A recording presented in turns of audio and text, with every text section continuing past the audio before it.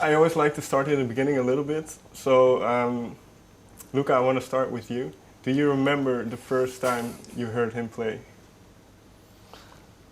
Yes. Shit. I thought, what is this guy doing? I mean, he has no potential at all. It's like, yeah. Then I saved his career by, Thank you. asking him to join because That he was was nice very of you. poor. He But, was on the street and I just believe you met when you were around 14, right? something like that.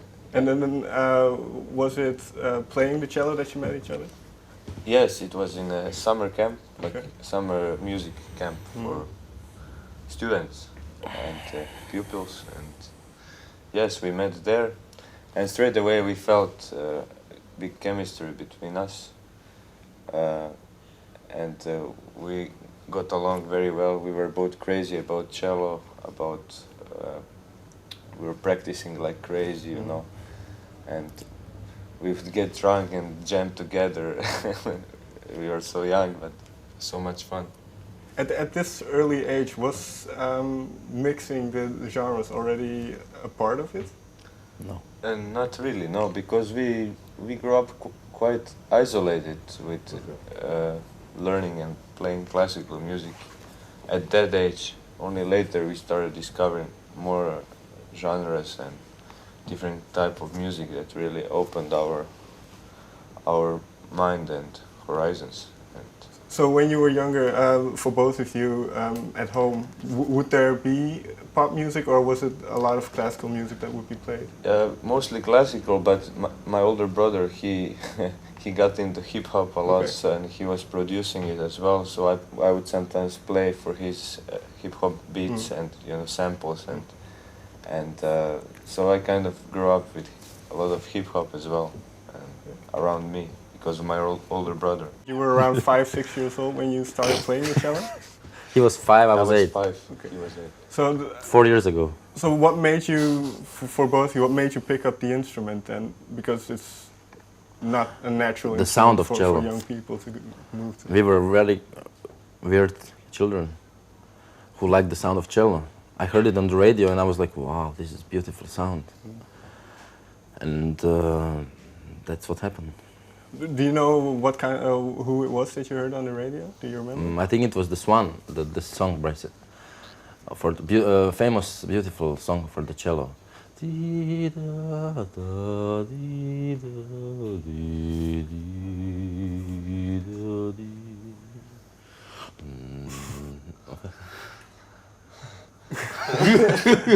then you met each other when you were 14, I believe, but then it wasn't until you both completed your studies that you joined up. He was studying in London for quite a while already.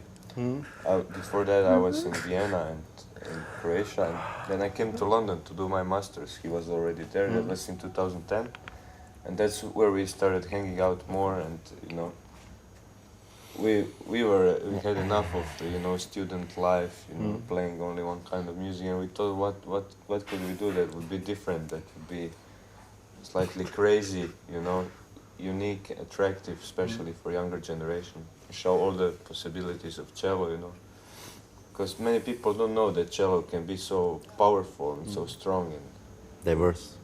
and with 2 cellos you have so many possibilities.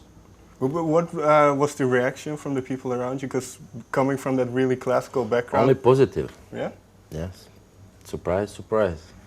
Well, it could be that in classical music they have a certain idea. Yes, but we were well accepted in all the circles.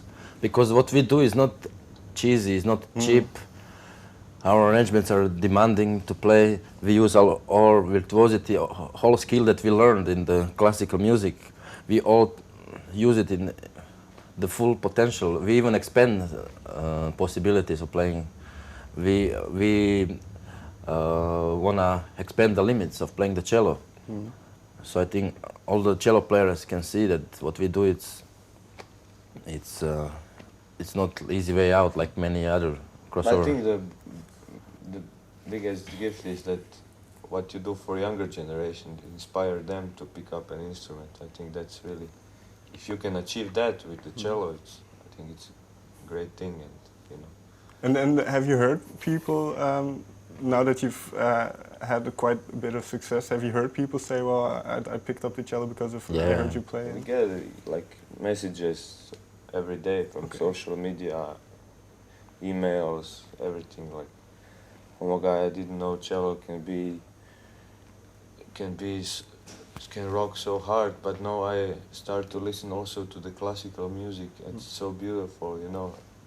Because people through us, they get to know the classical music as well, or pieces that we play, like, because we still play classical music when we can, and we always play it because it's part of our roots, and we want to nurture it. And we have also many recordings on YouTube playing classical pieces, and they discovered that, and then they like that even more, or like classical people, they discover our some rock arrangements, and then they wanted to jam as well, and they ask, where can I get the sheet music, or you know. So it's very great feedback from all kinds of people. And you mentioned the possibilities with 2Cellos being very big. What does it? How do you pick a song to rearrange? We have to like the song, you know. We pick only what we think are good, you know, pop and rock songs that have that translate the emotion, and that we can feel, we can express ourselves through, like U2 or Coldplay or Michael Jackson or Sting, you know, Nirvana, all the like great hits, which for us they have the same emotional and artistic value as greatest classical masterpieces. I mean, what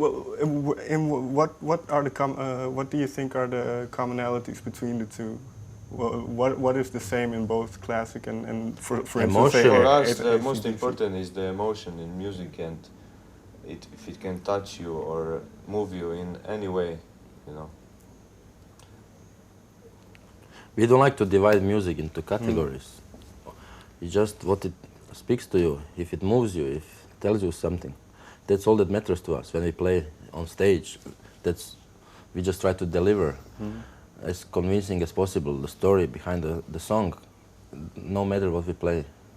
And in terms of playing live, then you also play quite expressively with a lot of energy. So is that where that comes from? Because you have to connect emotionally with the song?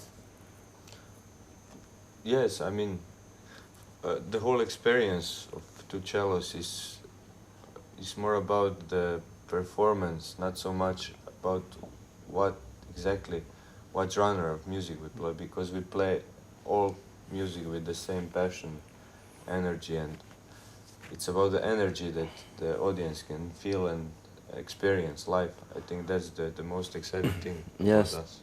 The mood of the song. For example, there is a song like With or Without You by U2. We try to bring out as much as possible the mood of the song, the character, and we just go into it so much that if it's some rocking song by AC/DC or something, we try to rock as much as possible this song. So that's what we care about, to follow the mood of the song and present it to the people in the best possible way.